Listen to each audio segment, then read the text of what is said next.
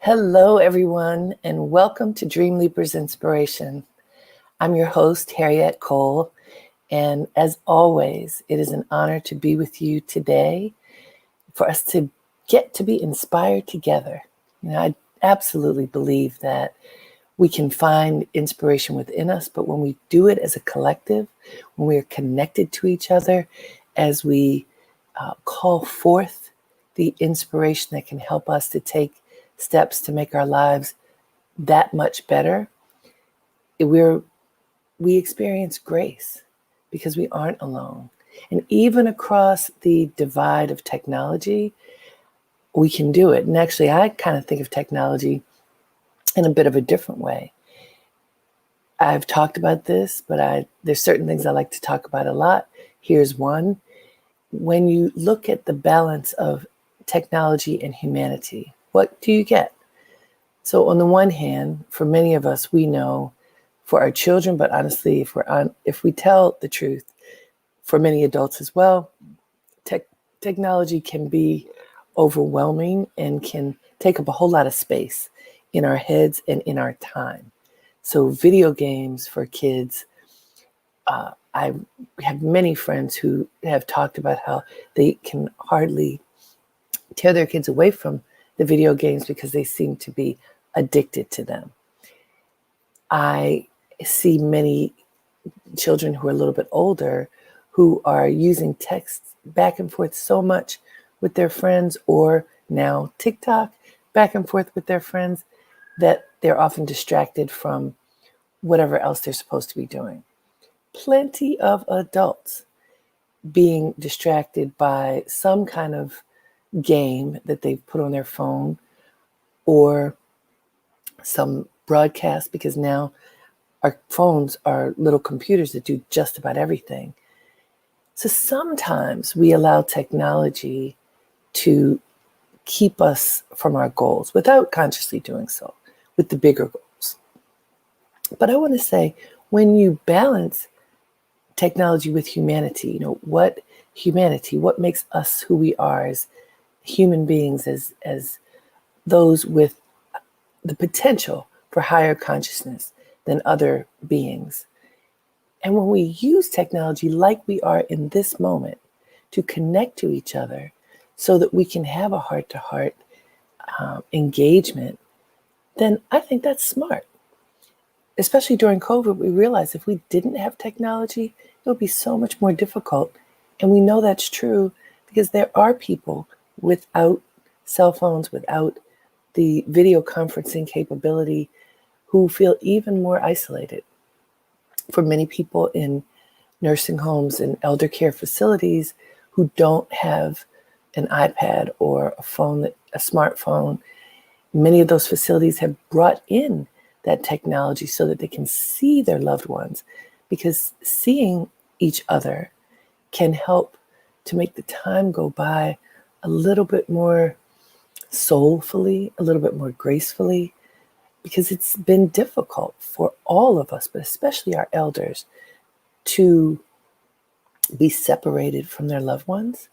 And so technology is something that helps to bring us together. Therefore, the marriage of technology and humanity, in my view, can be one of the most brilliant and fruitful marriages ever if we're conscious about it. So that is what this is, a conscious engagement. We all chose to be together. We chose to take these few minutes on this day to fellowship with each other, to stir up our souls and be inspired to leap into our greatness. So I like technology in that sense. And today, I want us to get inspired by the notion of discipline.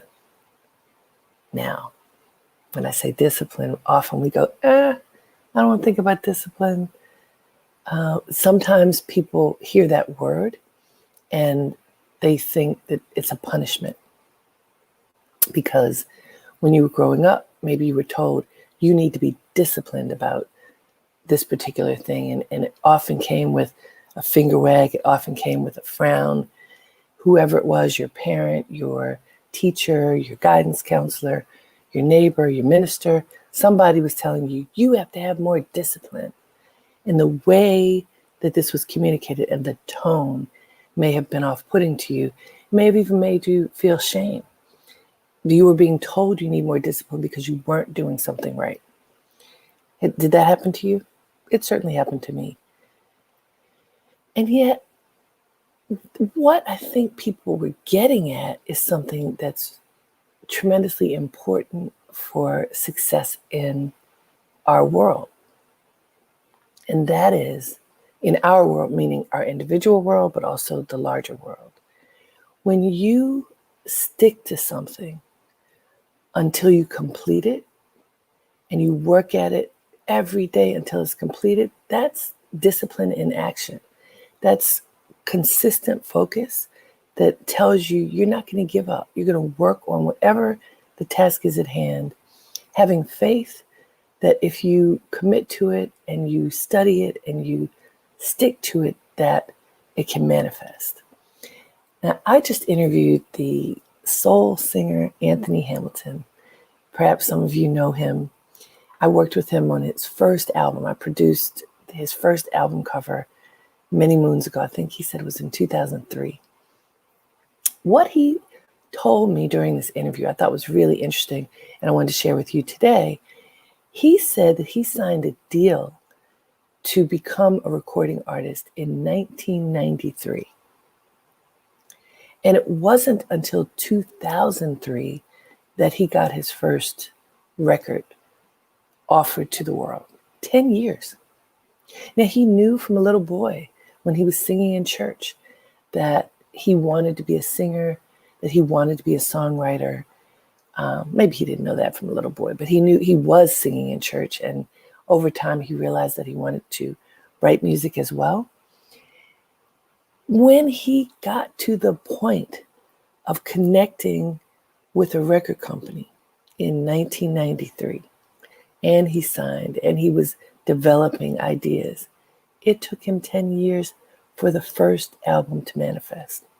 And think about that. If you had anything in your life that you really wanted to do, that your heart told you you absolutely must do, and it took 10 years to do it, do you even know? Did you give up before you got to whatever the marker was for you to turn the corner into success?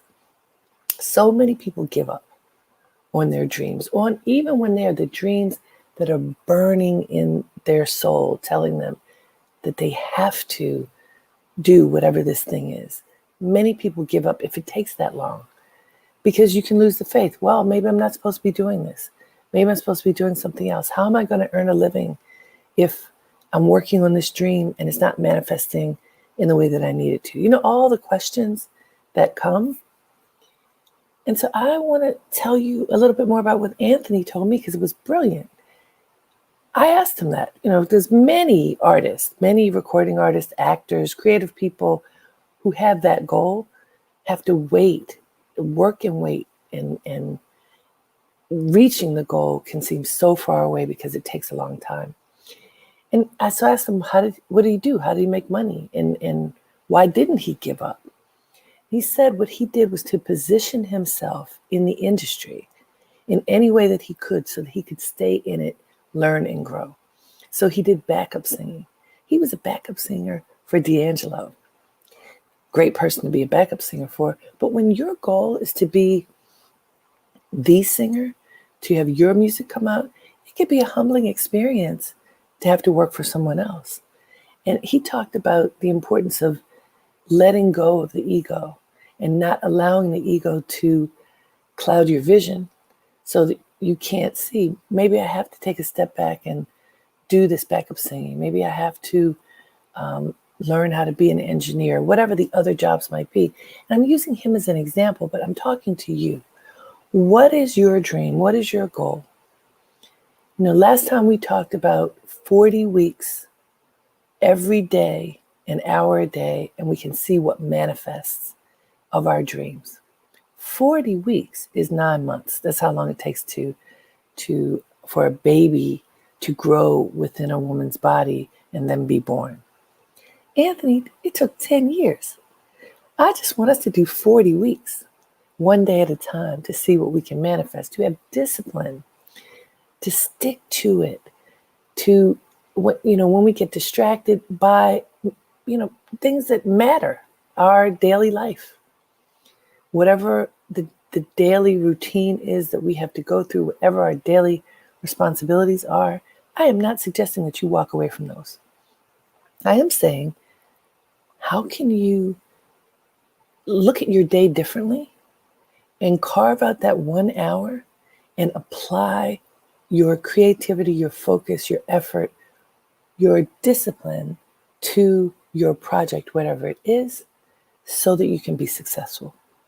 And when I talked to Anthony, I was just so inspired by him because he has become a very successful artist, performer, singer-songwriter. He sold over 50 million records. I mean, he's done really, really well. And the start of this was slow, so slow that many people would have given up. And I'm asking you, is there something on your heart that you believe should manifest, but it's taken too long? Is it? Is there anything? I have some things. I sit up here telling you, but it's not like I'm immune to the sometimes we call it the itis, like I don't have time, I can't think about it, I don't have energy, and I have tons of energy. And I'm working on a lot of different things. So sometimes the projects that are burning in my soul take a backseat because of a huge pile of other responsibilities. Does that happen to you?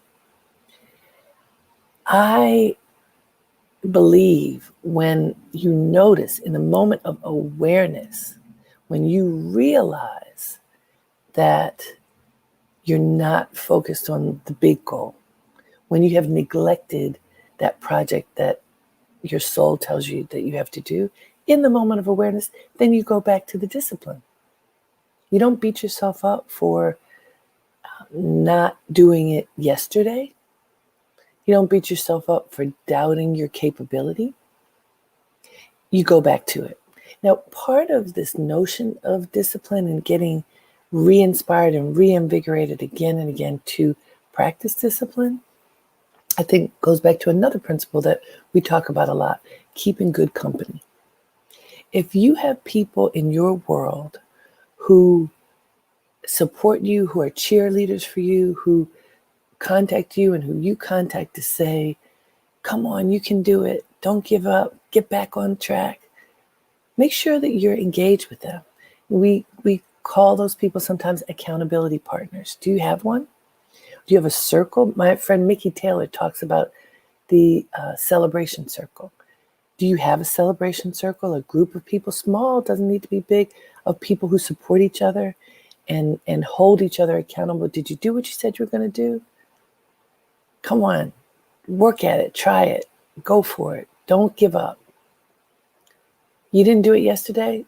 Pick yourself up and do it today. If you don't have that accountability partner, that celebration circle, form it. Ask somebody, and the person doesn't have to be near you. You can use technology.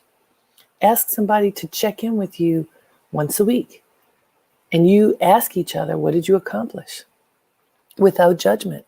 The last thing you want is somebody who's going to beat you up because you didn't do something. What you want to do is to ask someone to gently encourage you to go for it and to be disciplined about your goals. And you, in turn, will do the same for that person or that group of people. I saw a group of women this summer. My family and I stole away to a small beach community. We socially distanced, and it was really helpful for us to have this moment away. And one day I was sitting on the beach and very few people are around, and I saw this group of women approach. And they were all smiling. It turns out they have been friends for many years. They live in different parts of the country, and they decided to come together. They stayed in a couple of different houses, so they were I'm saying this is really important. They were socially distant, even as they were fellowshipping with each other. And I watched them be supportive of each other. I watched them check each other. I watched them encourage each other. And these were women of a certain age, I think 40s, 50s, curvy girls who were embracing their curves on the beach, who felt really comfortable in their skin, and who felt empowered within their celebration circle. They were supporting each other. I'm saying this to say to you, even during this elongated period of being isolated, quarantine is now, like for my mother, it's been since February. For most of us, it's been since March. That's a long time.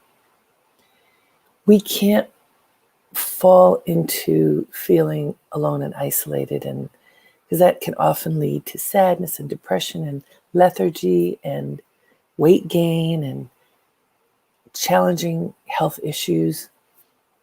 We want to be strong. We want to be healthy. We want to be clear-minded, and we want to be connected. Human beings need to be connected to other human beings. I should look it up to find how it's scientifically described. I've read about it before, but don't remember what that would be called scientifically. But we need to be together. You probably have heard when babies are born, like when there were some studies around crack babies. Babies, that's awful to say, babies who were born addicted to crack because their mothers had been addicted to crack when they gave birth to them. And so the mothers weren't able to really nurture the babies. And so people would come in, volunteers were invited to come into hospitals to just hold the babies. Physically holding the babies helped the babies to get strong, to want to eat, to have the will to live. Why am I saying that? We need the connection with human beings. We need to touch each other. We can't do that right now. What we can do is communicate with each other. We can use technology. We can use video technology. We can use a phone. Hey, we can also write letters. I used to love writing letters. Now I do it more on the computer. We can have the discipline of connecting to our loved ones, which can in turn help us have the discipline of honoring the commitments that we have made in our lives. And so I did ask a couple days ago when I asked all of you to make the commitment for 40 weeks, that period of gestation that it takes to develop a child within and bring it to the world, 9 months. I'm asking all of us to take 9 months to be disciplined and to bring something out of us to the world. It may be something that already exists that we need to polish up and refine, that we need to push forward with a little bit more energy and focus. It may be something that we need to release, and it could take 9 months to let it go. But let's have the discipline to figure it out. And we can figure it out together. Find somebody who's willing to be your accountability partner. Don't force anybody. Don't try that. That doesn't work. Ask, who would like to travel on this journey with you? I encourage you to write down your goals and check them off as you accomplish them. I encourage you to journal about the experience. What can you learn about yourself and about your project that may help you step by step to make that project and yourself better? Discipline, stick-to-itiveness, your focus, coming back to center, back to center, back to center. That discipline that allows you to remain conscious and intentional about your actions is what will make you win. And just as Anthony Hamilton said to me, it could take a long time. It took him 10 years. Do you have a goal that maybe has taken you a long time? Is there something that you have accomplished that took a long time, but you were able to make it happen? Remember those kinds of things to help invigorate you as you work on your dream. I want us all to be successful. I want us to come out of this with our babies and say, here's my baby, here's what I did. Tell me what you did. What did you accomplish? Let's do this. We can, and we're worth it. So get to work, everybody. This is time to take action. As my friend Sekou says, it's about doing. So do it. Do you. Do you to the best of your ability. You are worth it. We want to experience the greatness that lives within you that you're ready to offer to us. So work on it, okay? Until next time, have a great day and make it count. Namaste.